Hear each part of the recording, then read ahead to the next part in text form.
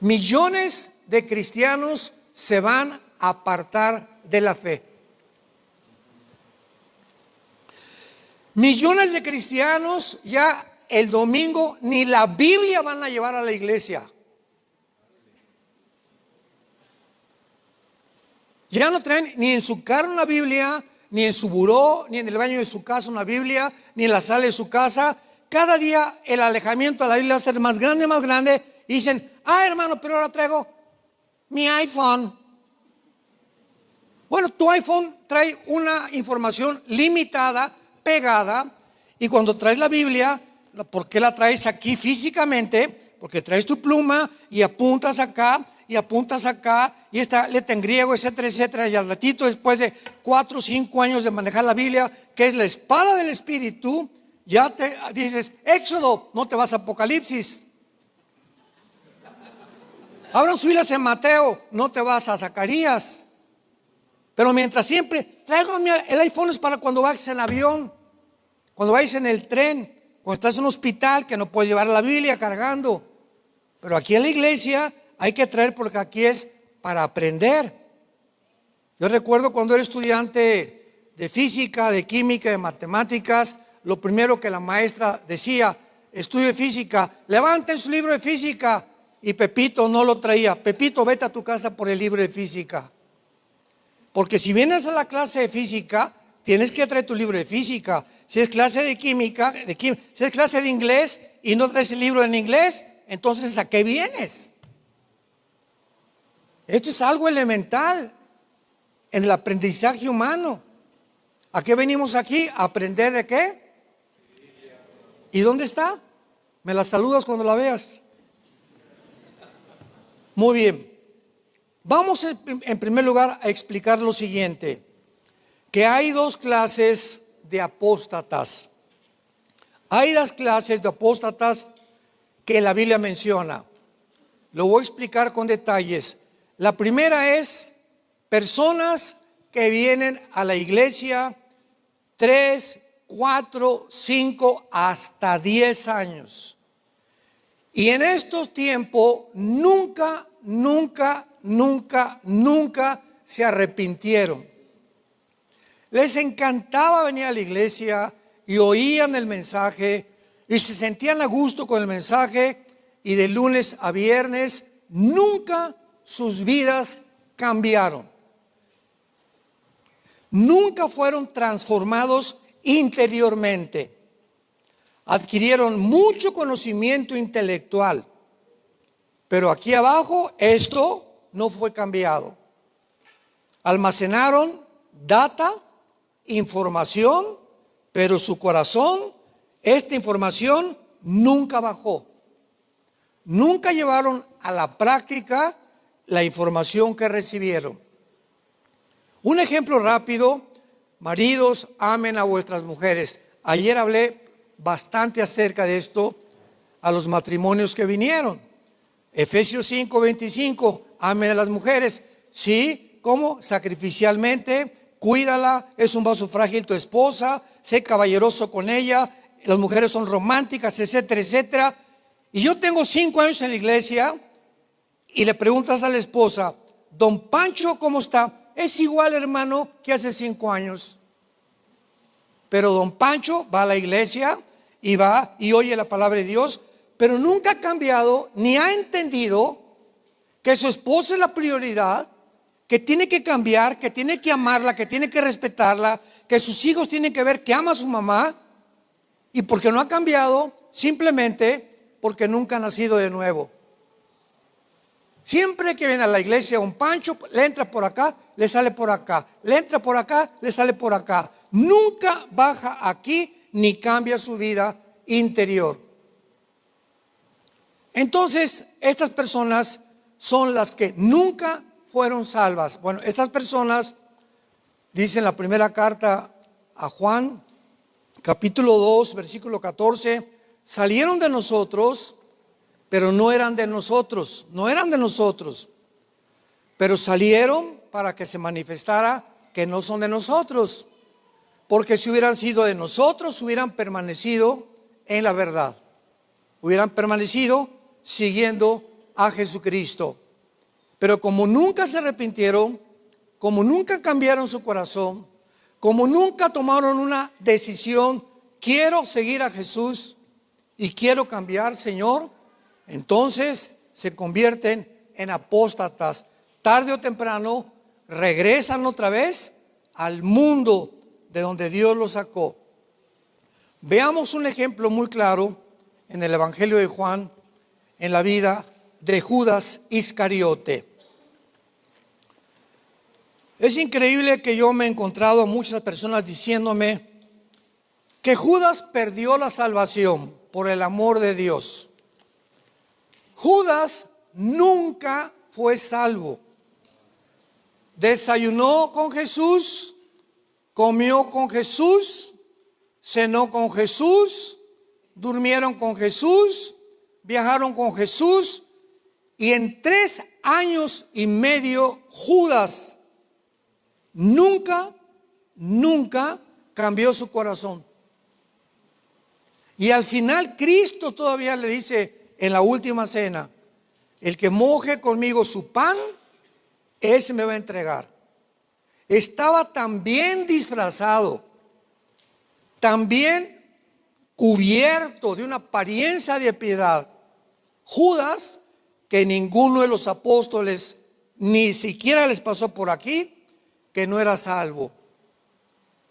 Entonces vemos aquí en la carta de Juan, vamos a demostrar esto.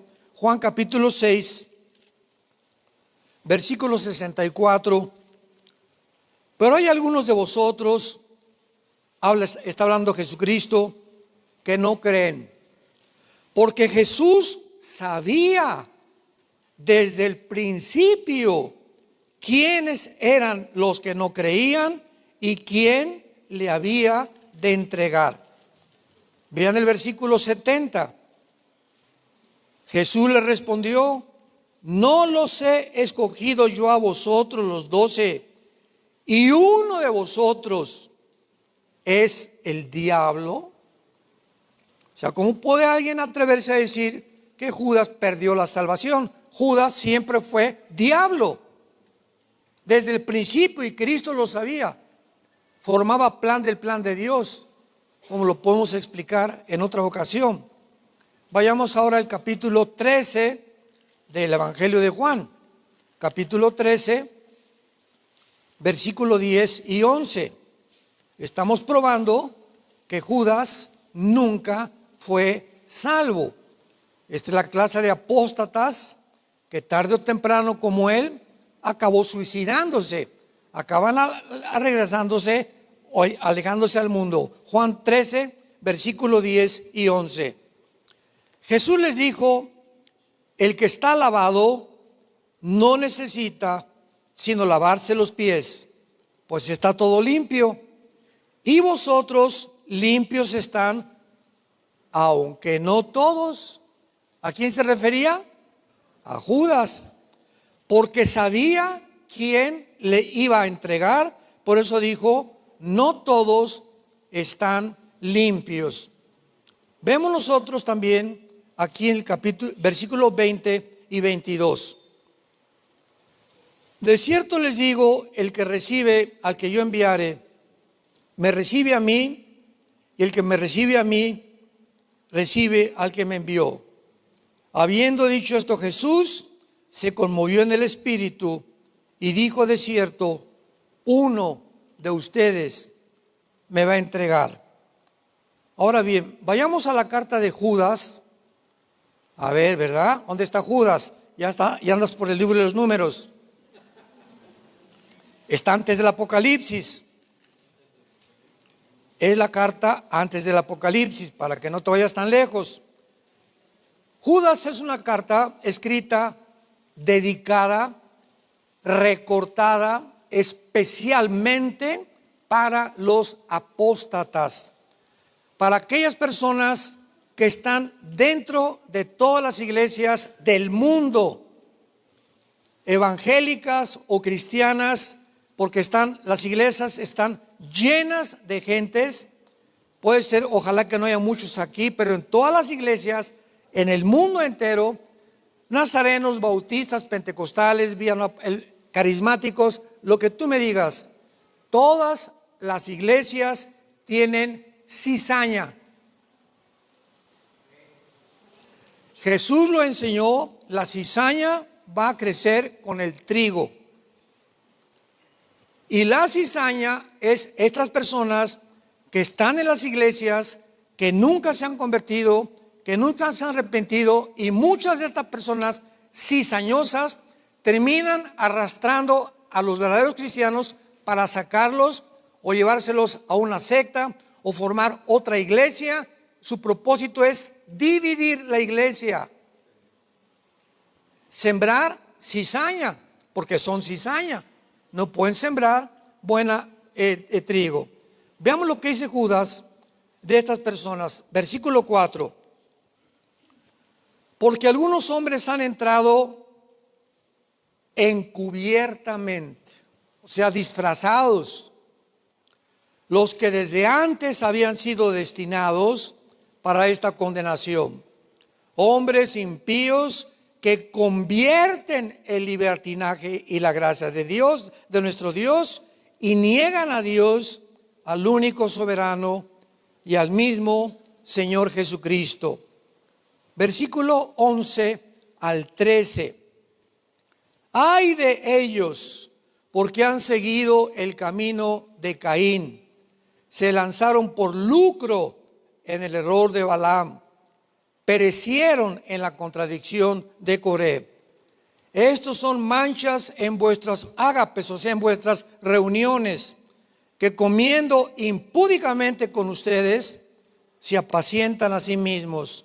Nubes sin agua, llevados de acá para allá por los vientos, árboles otoñales sin fruto, fieras ondas del mar, que espuman su propia vergüenza, estrellas errantes para los cuales está reservada eternamente la oscuridad de las tinieblas. Versículo 16. Estos son murmuradores, querellosos, o sea, peleoneros, andan según sus propios deseos, cuya boca habla cosas infladas, adulando a las personas para sacar provecho. Finalmente, versículo 19. Estos son los que causan divisiones, los sensuales que no tienen el Espíritu. ¿Qué es lo que nos hace cristianos? La presencia del Espíritu Santo. Y si la tengo, tengo que dar fruto. Yo no puedo salir al jardín de mi casa y decir a mi esposa: oye vieja, ¿dónde están las sandías? Y me dice mi esposa: ¿cuáles sandías? Pues ¿cómo que cuáles sandías? Me dice mi esposa: ¿qué sembraste semillas de sandía? No, pues entonces ¿cómo estás pidiendo que crezcan sandías si no has sembrado semillas de sandías? No seas tonto, me va a decir mi esposa. No puedes recoger lo que no siembras. Entonces, ¿cómo puede haber una persona dar fruto si no está sembrado Dios en su corazón a través del Espíritu? Árboles otoñales sin frutas, sin frutos, como la espuma del mar, van y vienen, van inconstantes en todos sus caminos, inmaduros, siempre se victimizan, causan divisiones, etcétera, etcétera. Estas son las personas que nunca tuvieron la salvación. Muy bien, veamos ahora la segunda clase de apóstatas. Estos son cristianos nacidos de nuevo, que tienen al Espíritu Santo, pero que en muchas partes de su vida se alejaron de Dios. Yo conozco pastores que cayeron en el alcoholismo, otros que cayeron en el adulterio, etcétera, etcétera. Y si realmente eran cristianos y si realmente tenían al Espíritu Santo, van a regresar, porque Dios al que ama, pau, disciplina, y regresan jalados de la oreja, y los mete Dios a través de una cosa bastante dura que les pasa en su vida, los mete al corral otra vez, ¿Por qué? Porque Dios al que ama disciplina, al que deja sin disciplina, Hebreos 12, es bastardo y no es hijo. Entonces si tú oyes, oye, don Pancho tiene ya 3 años que iba a la iglesia y sigue emborrachándose y sigue haciendo esto y se fue con una prostituta y ya sus matrimonios, nunca fue salvo. Nunca fue salvo don Pancho. Ese amigo tuyo nunca fue salvo.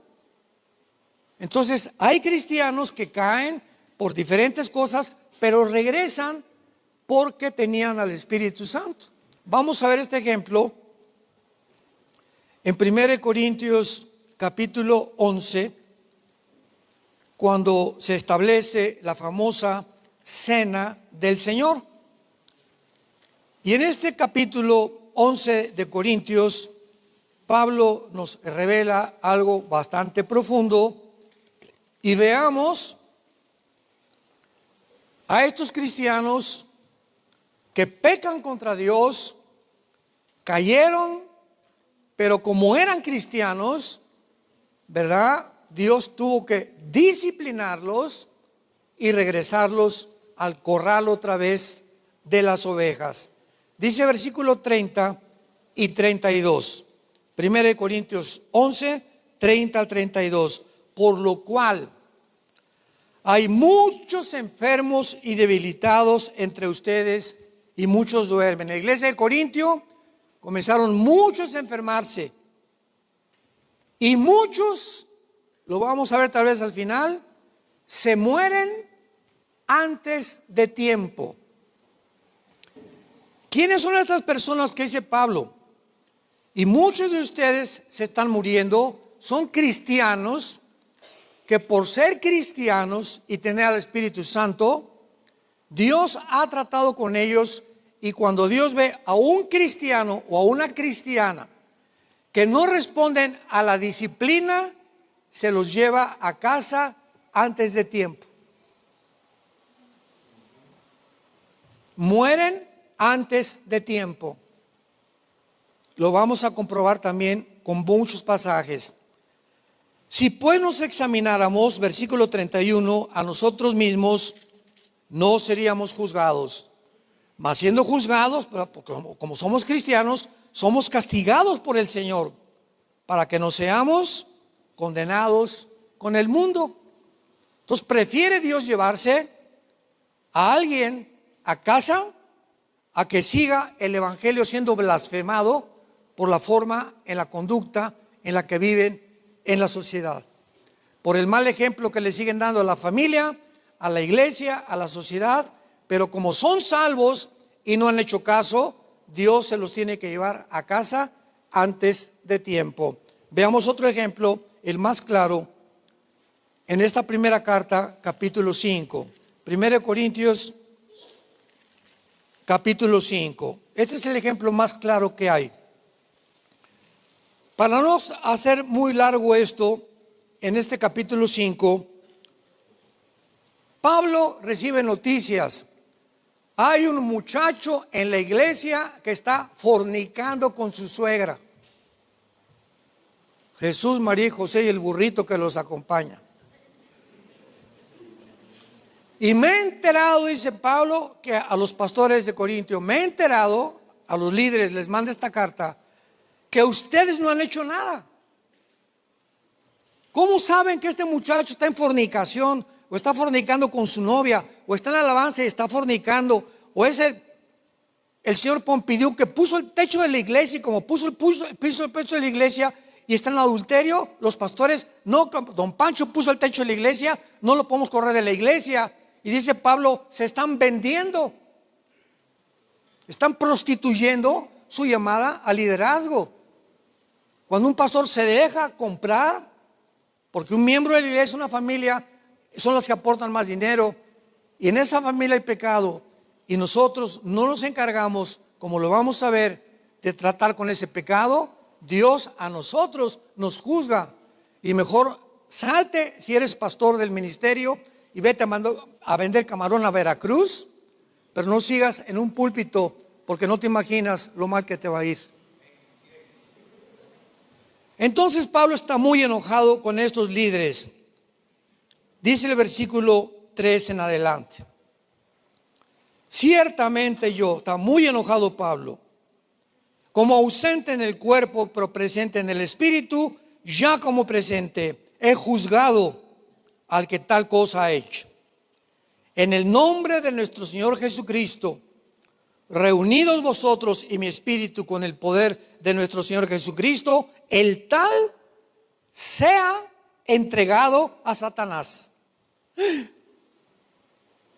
Y la misericordia de Dios, que no es Dios, I love you, que no es amor Dios. Qué mal concepto tenemos de Dios. El tal se ha entregado a Satanás para destrucción de la carne, a fin de que el espíritu sea salvo en el día del Señor Jesús. Este muchacho era salvo. Era salvo, tenía el Espíritu Santo. Entonces Pablo prefiere que al sacarlo de la iglesia, al sacarlo de la comunión de la iglesia, o sea, al mundo operado por Satanás, este muchacho iba a perder la protección de Dios. Y prefería a Dios que lo atropellara un tren o un camión, porque es entregado a la muerte y sabía que Satanás se iba a avanzar contra él, pero su espíritu no se iba a perder, porque era salvo. Aquí es un ejemplo, pues, más de una persona que apostata, que se aleja del Señor, pero o que se arrepiente y regresa, o Dios se lo lleva a casa. Y el último caso, en el libro de Santiago, todos siempre tenemos que respaldarlo con las Sagradas Escrituras, para que dejemos que sea la Biblia la que hable y no la simple opinión de cualquier persona. Dice Santiago, capítulo 5, versículo 19 y 20. Santiago 5, 19 y 20. Hermanos, ¿a quién le habla? A los hermanos, ¿verdad? A los que son salvos. Yo no le puedo llamar hermano, ¿verdad?, a una persona de otra religión, aunque dicen todos somos hermanos, hijos de Dios. No es cierto, no es cierto, no es cierto. Todos somos creados por Dios. Juan 1:12, a los que le recibieron les dio potestad de ser llamados hijos de Dios. Entonces, cuando oímos la palabra hermanos, se está dirigiendo a cristianos que tienen al Espíritu Santo. Hermanos, si alguno entre ustedes, o sea, entre los cristianos, entre los hermanos, se ha extraviado de la verdad y alguno le hace volver, sepa que el que haga volver al pecador del error de su camino, salvará de muerte un alma y cubrirá multitud de pecados. Hay personas, repito, o cristianos que tienen el Espíritu Santo, que se han portado bien, que ahí van y caen en pecados y quieren insistir en ese pecado. Y yo me acerco, ¿verdad?, con don Pancho: oye, ya tienes 6 meses, hermano, que estás tomando, ¿qué te pasa? Tú no puedes seguir así. O supe que estás defraudando, o que robaste por aquí, por allá. Arrepiéntete y regresa a la iglesia. Si ese hermano me hace caso o te hace caso a ti, estás salvando que Dios se lo lleve a casa antes de tiempo. Salvará de muerte. Lo salvas de que Dios se lo lleve a casa antes de tiempo. Muy bien. Una vez que esto es muy claro, veamos ahora las causas por las cuales hay la apostasía. Veamos en primer lugar en el Salmo capítulo 1, el Salmo capítulo 1. La primera causa que podemos mencionar para que una persona que se llame cristiana comience, y esto es imperceptible, santos de Dios. Las personas se alejan de Dios, y la mayor parte de las personas cristianas que se alejan de Dios no están conscientes, creen que siguen sirviendo a Dios, creen que todavía son cristianos, tal vez lo son, y que todavía no se dan cuenta que lo que están haciendo es tan importante para Dios, que se comienzan a deslizar poco a poquito así, y cuando te das cuenta ya estás adentro del mar, y ya el mar te ha llegado hasta acá. Cuando ya comienzas a ahogarte y ya te pasó esto, ya te robaron, te asaltaron, te metieron a la cárcel, una enfermedad, lo que sea, lo que Dios haya usado, cuando ya te llega el agua hasta acá, ahí abre los ojos en el hospital, o abre los ojos en la ambulancia, o abre los ojos en la cárcel, o en cualquier lugar, y dices: Dios mío, ¿qué he hecho con mi vida? Con mi familia, con mi esposa. ¿Cómo cometí adulterio y me fui con una chamaca ahí, viejo rabo verde? ¿Cómo es posible? Eso es lo que los hace despertar, porque creyeron que estaban bien delante de Dios. No, yo puedo tener una amante, ir a la iglesia, puedo seguir defraudando, ir a la iglesia, puedo tener una deuda y tengo un año que no le pago a doña Margarita, que me vendió quesadillas gratis y me la empeñó, y no le he pagado la deuda a doña Margarita. Tú no puedes vivir cristiano así, debiendo dinero y no pagándolo. ¿Qué tienes que hacer? No tengo, me prestó mi cuñado $1,000,000. Cuñadito, no tengo dinero, te prometo, te voy a dar 100 pesos a la semana. Algo que sale de mi corazón, pero te los voy a pagar. No me voy a hacer borrego, me voy a esconder y me voy a olvidar como si no le debo nada, porque entonces pierdo mi conciencia y mi temor de Dios.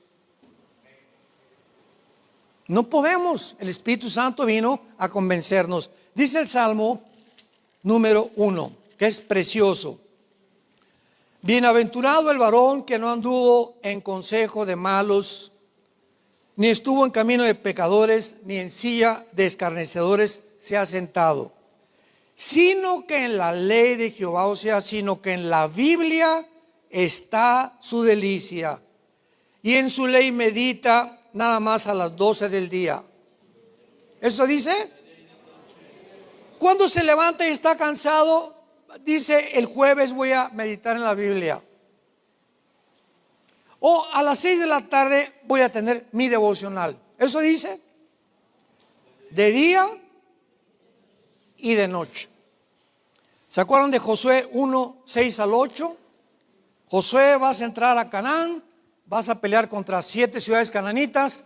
Te voy a dar el secreto para que no apostates, el secreto para que venzas, el secreto para que te vaya bien en todas las cosas que hagas. Josué, de día y de noche. A las 12, de día y de noche. A las 5, que la canción, hombre, te va a decir Dios: ¿me crees o no me crees? Sí, eres cristiano, sí. ¿Y por qué no me obedeces? No levante la mano. ¿Cuántos de ustedes saben que de día y de noche, al levantarme y al acostarme, medito, la leo, memorizo versículos? ¿Cuántos lo hacemos? No levanten la mano. Entonces, ¿por qué dices que eres cristiano? ¿Por qué no obedeces? ¿Por qué te entra por acá y te sale por allá? ¿Por qué no le haces caso? La fe es creer lo que Dios dice, y la fe es llevarlo a la práctica. Pues si Dios lo dice, lo voy a hacer. Y cuando yo lo hago, compruebo a través del tiempo que se abren las puertas de los cielos y lluvia de bendiciones viene sobre mi vida, mi matrimonio, mi trabajo, mis hijos. ¿Por qué? Porque obedezco la palabra de Dios. El temor al Señor es medicina a mi cuerpo y refrigerio a todos mis huesos, dice Proverbios. Y cuando hacemos esto, Dios te dice: prosperarás en todo lo que hagas. Dice el versículo 3: serás como árbol plantado, escucha, junto a corrientes de aguas, que da su fruto a su tiempo, tu hoja nunca va a caer y todo lo que hagas prosperas. Ay, ¿por qué no me va bien? ¿Por qué no encuentro trabajo? ¿Por qué en la escuela? ¿Por qué aquello aquí? Regresa a la Biblia y obedece lo que Dios te dice, porque Dios no puede ser burlado. Simplemente por eso.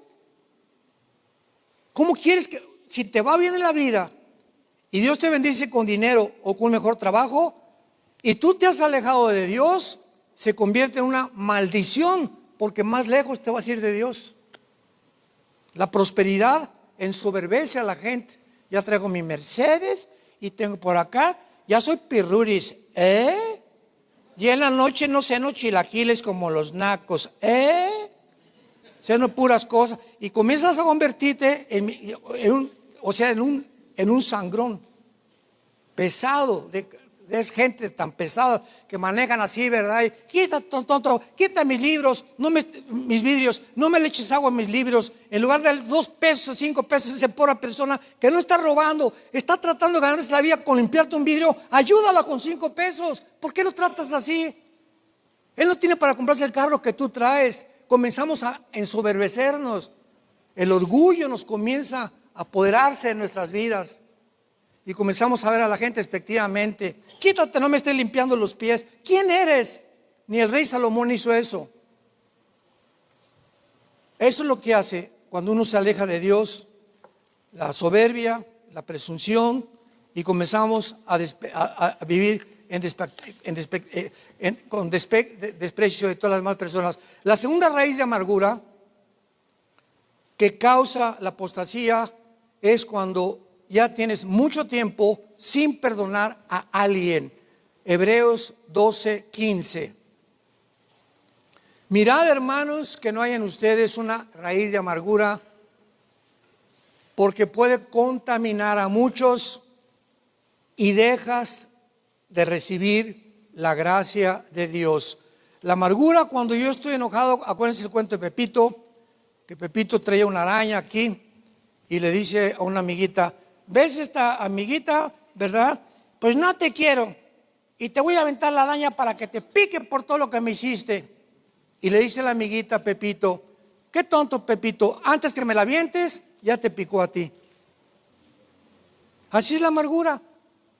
Va ese que me hizo, y mi papá que me hizo, y mi hermano que me hizo, y mi cuñado que me hizo, y el gobierno que me hizo, y estamos tratando de desbocar un veneno que no hemos sacado, sin que nos demos cuenta que ya nos está envenenando.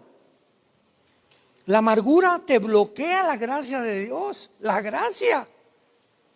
Fuimos salvos por la gracia salvífica, pero esta es la gracia santificante. Son 2 gracias: la salvífica y la santificante. La salvífica nos salvó, la santificante la necesitamos diario para tener fuerzas para vivir para Dios.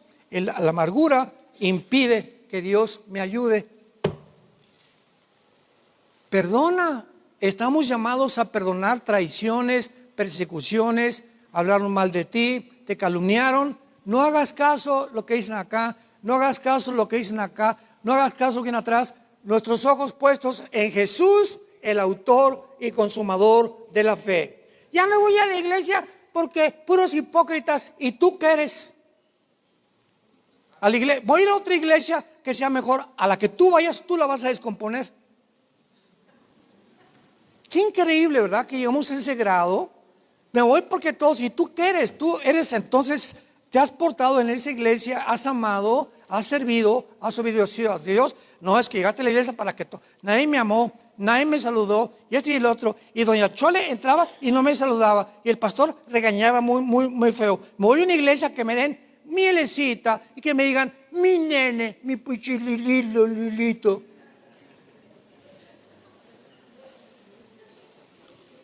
En tercer lugar, la tercera causa de la apostasía: el amor al dinero. Primera de Timoteo, capítulo 6, versículo 10. El apóstol Pablo nos da una razón muy, pero muy grande para que podamos nosotros entender el daño tan grande que no es el dinero. Entendámoslo bien, El tener dinero no es pecado. Dios, escúchame, pongan mucha atención. Dios no está que tú tengas un Ferrari en tu casa, un Lamborghini, un Bentley y un Porsche. Y que tengas un palacio de casa aquí en Querétaro con muebles importados, con pinturas de Singapur. No está en contra de los millonarios, ni de los billonarios, ni de los multimillonarios. Dios está en contra de esa persona que tiene todo eso, que le esté dando por las bendiciones por lo menos el 50% a la obra de Dios. Porque si tú tienes esos carros y esa casa y lo que tú tienes lo comienzas a amar y comienzas a volverte cada vez más avaro para la obra de Dios, ¿qué hace el dinero? Entra a tu corazón y te acaba apartando de Dios. Porque la raíz de todos los males, 1 Timoteo 6:10, es el amor al dinero. Fíjate lo que pasa, el cual, codiciando algunos, se extraviaron de la fe, apostataron y fueron traspasados de muchos dolores. Ahora, fíjate que aquí a los ricos no les manda Dios, vendan todo para que sean buenos. Versículo 17, a los ricos, a los que tienen mucho dinero, mándales estas palabras. Diles que no sean orgullosos, que no sean altivos, que no pongan la esperanza en las riquezas, porque en cualquier día lo que tienes así te lo quita Dios. De la noche a la mañana te puedes quedar en la calle, porque si tienes dinero es porque Dios te lo ha dado. Sino que pongan su esperanza en el Dios vivo, el cual nos da todas las cosas en abundancia para que las disfrutemos. Dios no está en contra que vayas y gastes 100,000 pesos en Cancún y rentes un yate y pasees a tus hijos o que te compres un avión. No está en contra de nada de eso. Está en contra de que tú no le des en proporción a la obra y no permitas nunca que el dinero te maneje y te controle, y que guardes más de lo que deberías de guardar. En el Antiguo Testamento era el famoso diezmo, pero era obligatorio. En el Nuevo Testamento ya no aparece el diezmo de los hechos hasta el Apocalipsis. Ahora dice 2 Corintios 9, cada quien dé como propuso en su corazón. Ya Dios ya no se mete. Te voy a dejar que salga de ti lo que tú me quieres dar, la generosidad. Mientras más le vas a Dios, vas a comprobarlo, que más te va a Él a dar lo que tú sembraste. Si yo siembro 10 semillas de sandías, vean la ley de la cosecha. 10 semillas de sandías produce 50 sandías. ¿Cuál es la ley? Que la cosecha es más grande que la siembra. Nunca recoges lo que sembraste, recoges multiplicado lo que tú sembraste. Y lo que vemos ahora, más que nada, es la avaricia, el amor al dinero, por la cual la gente vive como vive actualmente. Y finalmente, dice la palabra de Dios que muchos cristianos han perdido el temor de Dios. ¿Qué significa el temor de Dios? El temor de Dios es este. Yo me voy a poner yo en un caso. Me voy a Nueva York a unas conferencias, no viene mi esposa conmigo.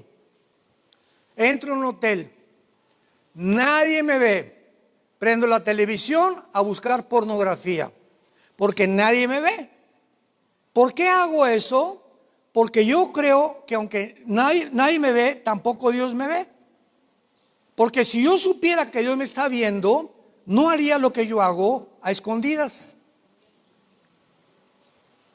Cuando hay el temor de Dios, ya no hacemos escondidas. Me voy a ir con esta muchacha, o me voy a ir por aquella, o voy en mi WhatsApp a comunicarme con una persona que no es mi esposa, o a tener un amante, o a mi novio para que nos vayamos a acostar al hotel sin que nadie se entere. Cuando una persona que se llama cristiana hace cosas creyendo que Dios no lo ve, ha perdido el temor de Dios.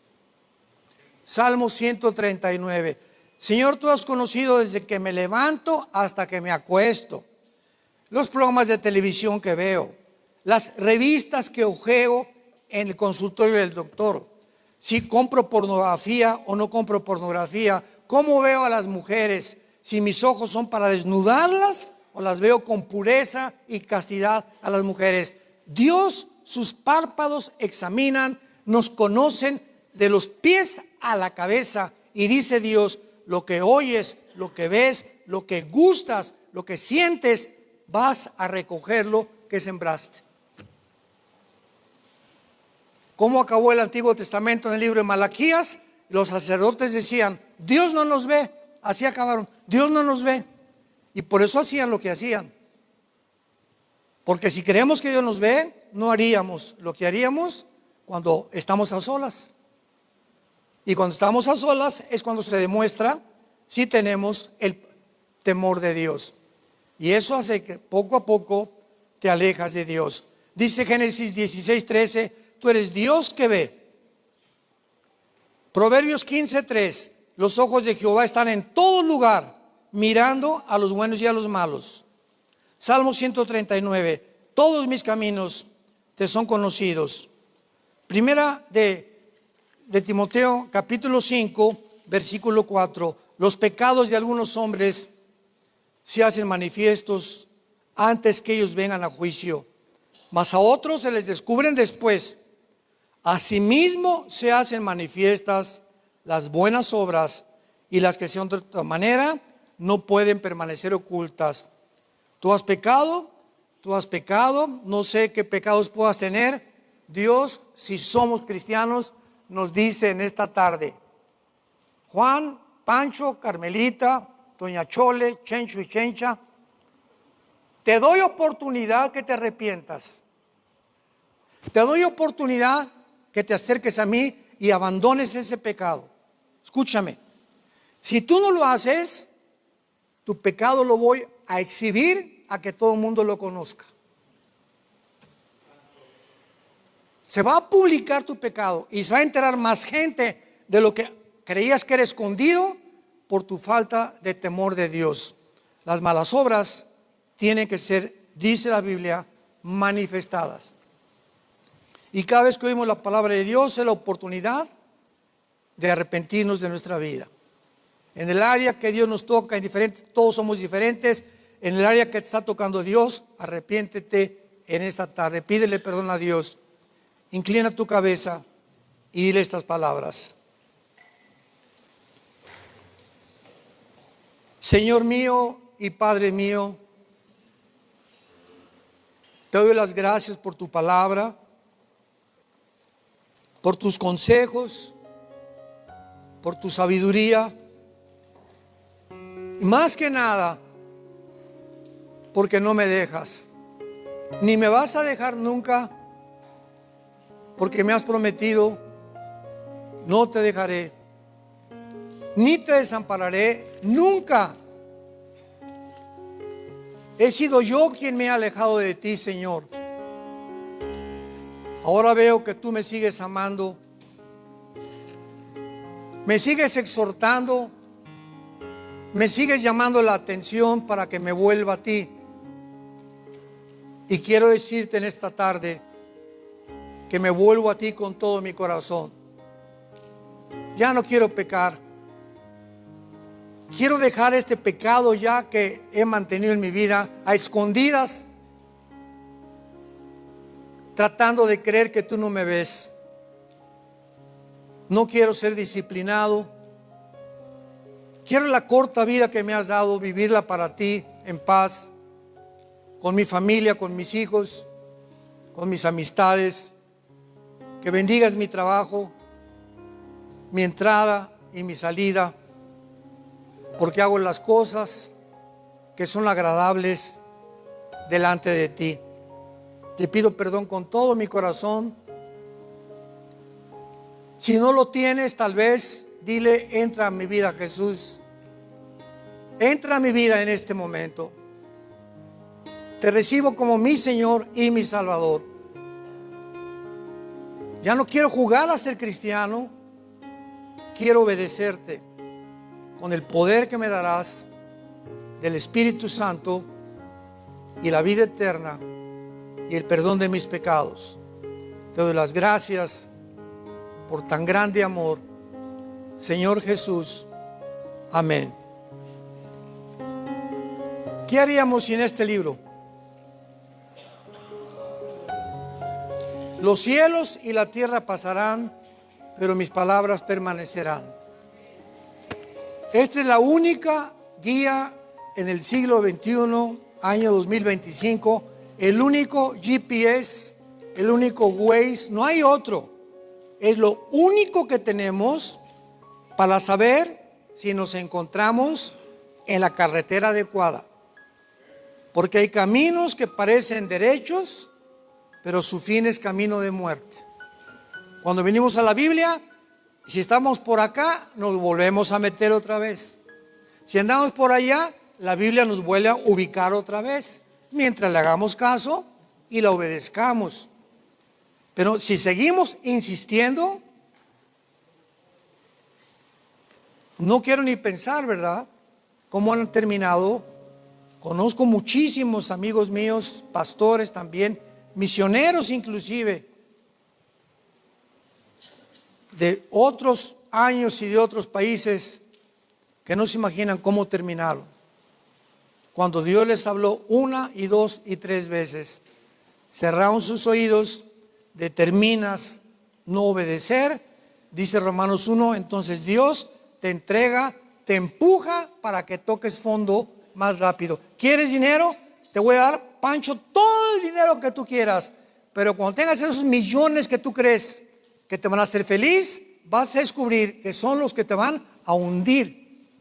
Y cuando los tengas, hasta de tu mamá te vas a olvidar, porque así es el dinero de engañoso. ¿Que quieres seguir siendo homosexual? Yo te quise cambiar, no hay ningún problema. Te empujo para que toques fondo.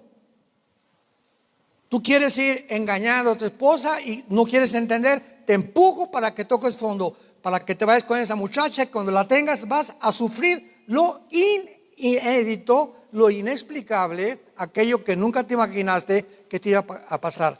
Porque el que peca nunca sabe que el pecado te llevará más lejos de lo que pensaste que te iba a llevar.